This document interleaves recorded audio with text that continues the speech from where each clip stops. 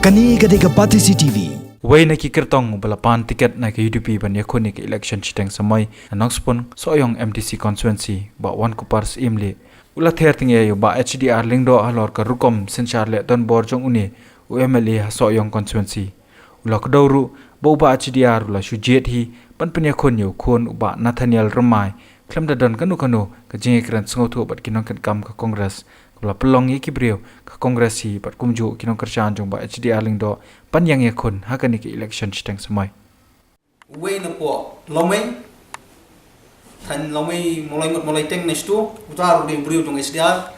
namar bli ke jingni jong ki namar kham khot application ni hang ni don ka procedure ni haban khot application kom ga UDP ban apply ticket ni apply rei ni rai ko ke jingmot ban kersan ba yo way la dayo ticket manum no rei HDR ndo ule dictator malway be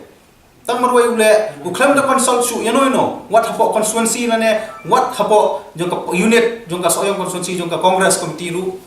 ula su le hi marway dictator ula su yu betang yu khon ni marway re ka don full chance mentai ke UDP ban job mentai namar le ke jing pen pat vote ki briu jong mu ba HDR ndo but khamtam ko way hi kinong soyong ro ki klan ta ka ju kusur ki susi namar le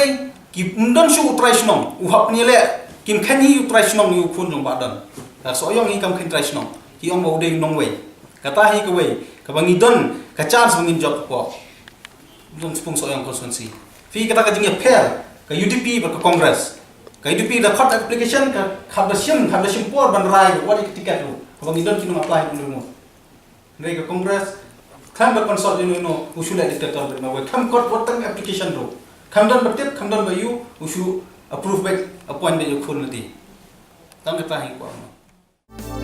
Kani gadega Pati CTV.